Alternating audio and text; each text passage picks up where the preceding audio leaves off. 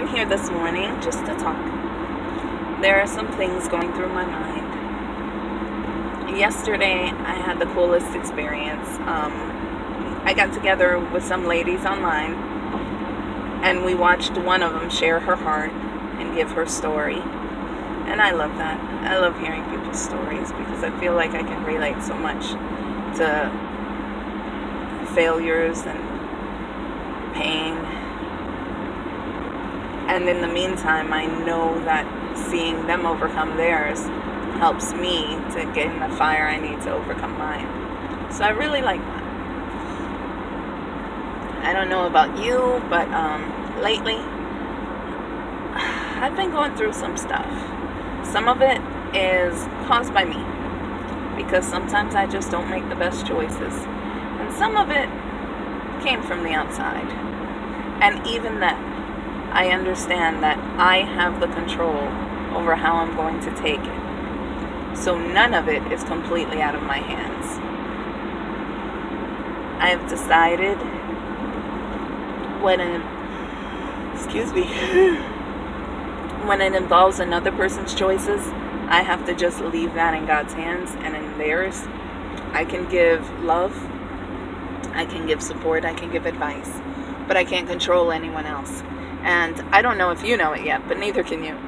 You really can't. There's nothing you can do to force somebody to do what you want.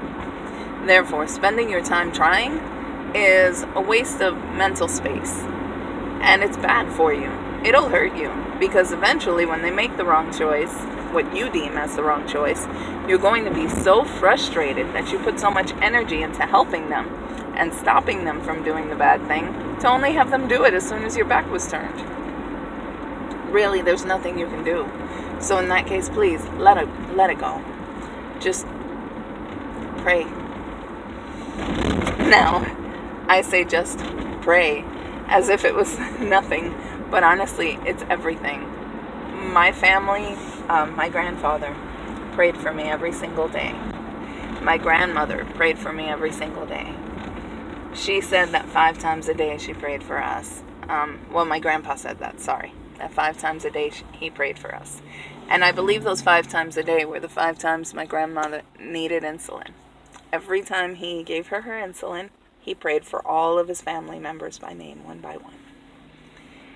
And at the time that he was praying, my life was going through some changes, and I was very busy blaming everybody else for everything that was going on in my mind, in my head, in my heart.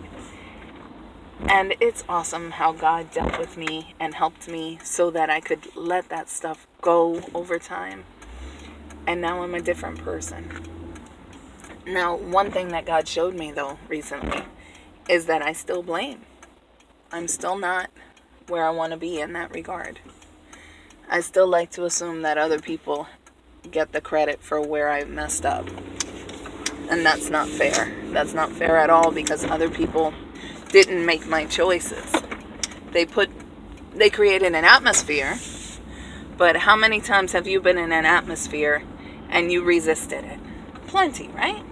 They created an atmosphere that made it more likely for me to fall into whatever I fell into, but they didn't create my choice to do it. So I'm learning that no, I can't keep putting it on everybody else every time I make a mistake. And because of that, I learned that I can't keep putting it on me every time my children make a mistake, every time my friends make a mistake, every time somebody that I love has made a bad choice. That's not on me. And every time I make a bad choice, it's not on them either. So today I want you to remember, you have control of you. You have dominion over yourself. But if you give it to God, you'd be so much happier. It's not easy, it's not perfect, but I promise you it's worth it to serve Him. That's my 2 cents for the day. God bless.